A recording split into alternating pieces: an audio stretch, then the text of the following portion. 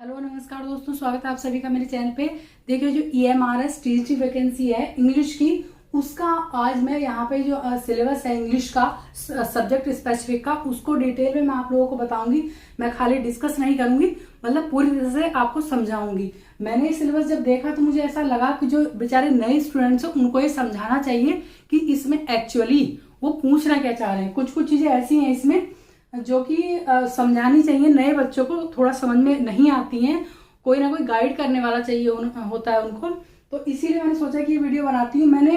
मैं इसको मोबाइल पे खाली जो PDF पड़ी है मेरे पास, या फिर ऑफिशियल वेबसाइट पे ये पड़ा है इसका पूरा मटेरियल या इसका सिलेबस, मैं उसको भी बना सकती थी वीडियो खाली हुबहू वही उन्हीं वर्ड्स में, लेकिन मैंने ऐसा नहीं किया। मैंने इसको पूरा लिख के तब आपको समझाने की कोशिश करूंगी। समझ में आ जाए तो फिर एक लाइक जरूर दे दीजिएगा, और चैनल पर नए हैं तो चैनल को सब्सक्राइब जरूर कर लीजिएगा, और वीडियो में एंड तक बने रहिएगा। आपको पूरे कंफ्यूजन इसमें क्लियर हो जाएंगे क्या क्या है इसमें, और एक्चुअली वो पूछना क्या चाहते हैं। क्योंकि मैंने देखा इसमें कि इसमें कुछ इस तरह से लिखा हुआ है कि बच्चे कंफ्यूज हो जाएंगे देख के कि उनसे क्या पूछना है। तो आपको पता है सब्जेक्ट स्पेसिफिक है, सभी सब्जेक्ट का अपना अपना, जिस सब्जेक्ट के हम टीचर बनना चाह रहे हैं उसका अलग अलग सिलेबस होता है। ये इंग्लिश का सिलेबस है, मैं जो भी बता रही हूँ आपको। तो इसमें 65 मार्क्स का है ये सभी का, सभी सब्जेक्ट का अलग अलग। इंग्लिश में ये 2 पोर्शन है, नंबर 1 ग्रामर का है और सेकंड जो है लिटरेचर का है। इसमें सेक्शन दिए हुए हैं। नंबर A सेक्शन है रीडिंग एंड कॉम्प्रिहेंशन है इसमें। तो जो एक्चुअल उसमें लिखा है वो मैं आपको पढ़ के सुना रही हूँ, एक मिनट जरा। और एक्चुअली क्या पूछना चाहते हैं वो भी मैं आप लोगों को बताऊंगी। तो इसमें है ability to comprehend, analyse and interpret an unseen text. आप लोगों को मतलब अनसीन टेक्स्ट को समझने की समझ होनी चाहिए, ये वो मतलब आपसे पूछना चाहेंगे। तो उसी के रेफरेंस में वो आपसे 3 और 4 अनसीन टेक्स्ट मीन्स पैसेजेस पूछेंगे, जिनकी लेंथ हो सकती है 150 से 250 वर्ड्स की। मतलब 3 या 4 पैसेजेस आएंगे, ज्यादा लेंथी नहीं है, 150 या 250 वर्ड्स के करके आएंगे। उनसे आपको मतलब आपकी समझ देखने परखने के लिए इसलिए ये पैसेज आएंगे। और सभी के क्वेश्चन इन्होंने एक चीज दे रखी है, with a variety of objective type multiple choice questions including questions to test vocabulary, testing factual and global comprehension. आप लोगों की जो फैक्चुअल नॉलेज है कैसी है, ग्लोबल नॉलेज कैसी है, इसको टेस्ट करने के लिए, और वोकेबलरी मतलब आपका जो शब्द भंडार है इंग्लिश में वो कैसा है, इसके लिए उसमें पैराग्राफ देंगे। और इसमें मल्टीपल, ये 2 चीजें नहीं लिखनी चाहिए थी एक साथ। ऑब्जेक्टिव टाइप भी मल्टीपल टाइप ही होता है, तो बच्चों को कंफ्यूजन हो रहा है, पता नहीं किस तरह के क्वेश्चंस आएंगे। तो ये वही OMR शीट वाले 4 ऑप्शन वाले क्वेश्चन इसमें आएंगे, लेकिन निगेटिव मार्किंग उसमें होगी 0.25% की। ये आप लोगों को ध्यान रखना है कि अगर आप 4 क्वेश्चन गलत करते हैं तो आपका 1 नंबर डिडक्ट हो जाएगा। तो इसमें इसी तरह से ऑब्जेक्टिव टाइप क्वेश्चन आएंगे, और कुछ नहीं आएगा अलग से।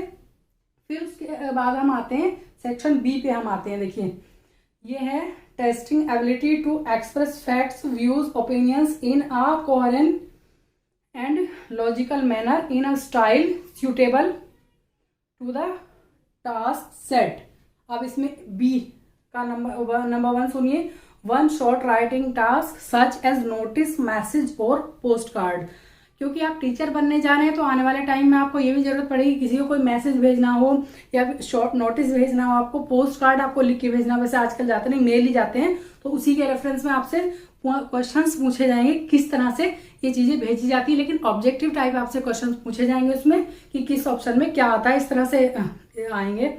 और इसका सिलेबस जो है, जो NVS होते हैं नवोदय विद्यालय का सिलेबस है, उसी तरह के क्वेश्चन आएंगे। क्योंकि वो भी ग्रामीण क्षेत्रों में बनते हैं जो नवोदय विद्यालय हैं, और ये भी ग्रामीण क्षेत्रों में है। बस इनमें डिफरेंस ये है, वो ग्रामीण क्षेत्रों के बच्चे हैं, ये भी ग्रामीण के हैं, लेकिन ये जनजातीय क्षेत्रों में बनाए जा रहे हैं। तो इसीलिए इन लोगों ने सिलेबस भी उन्हीं का फॉलो कर रहे हैं ये लोग इसमें। अब देखिए B में नंबर 2 है writing a report of an event, process और प्लेस। उसमें भी यही है, किसी इवेंट की आपको रिपोर्ट भेजनी है या कोई प्रोसेस बताना है, प्लेसेस के बारे में कुछ बताना है किसी को। जब आप टीचर बनेंगे तो ये सब चीजें आपको करनी पड़ती हैं, तो अभी से आपको सिखाई जा रही है। अब नंबर 3 आता है, देखिए writing an article, debate, speech based on visual verbal input on a given concurrent topic. Example रहेंगे आपके environment, education, child labour, gender Beas. चूंकि देखिए ग्रामीण क्षेत्रों में, वैसे है तो हमारे इंडिया में अभी तक सभी जगह, ग्रामीण क्षेत्रों में खासकर, और ये ट्राइब्स जो हैं इसमें जेंडर बियास बहुत ज़्यादा पाया जाता है। इसलिए इस चीज़ को शुरू से ही आपको पढ़ाया जा रहा है कि आप बच्चों को इस तरह से सिखाएं कि इन चीज़ों में डिस्क्रिमिनेशन ना करें। आपको इस तरह के टॉपिक ये दिखाएंगे, एजुकेशन से रिलेटेड दिखाएंगे, या फिर ड्रग एब्यूज, ड्रग का एक्सेस यूज ऑफ ड्रग्स। आजकल जो बच्चे फंसते जा रहे हैं, मतलब अभी से आपको सिखाएंगे कि आप बच्चों को सिखा सकें।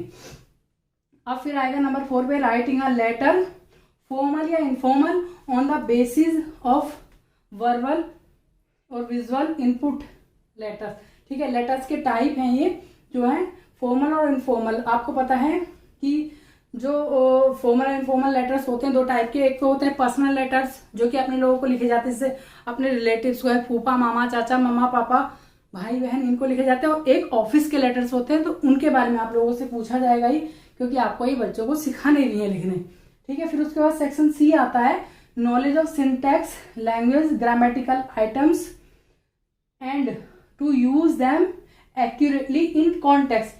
किसी भी चीज के रेफरेंस में आपको ये चीजें कैसे यूज करनी है, जो ग्रामेटिकल आइटम्स हैं, जैसे सिंटैक्स है, लैंग्वेज, नॉलेज ऑफ सिंटैक्स वगैरह, मतलब वाक्यों को किस तरह से फॉर्मेट किया जाता है। फिर आगे grammatical structure will be tested, मतलब आपको ग्रामर कितनी आती है, स्ट्रक्चर में जिन चीजों से ग्रामर बनी हुई है, बिल्कुल हिंदी की तरह से है ये भी, बस ये है कि लैंग्वेज चेंज है। जैसे देखिए टेंसेस आएंगे, मतलब आपसे टेंस, पास्ट, फ्यूचर और प्रेजेंट, ये सब पूछे जाएंगे आपसे, टेंसेस।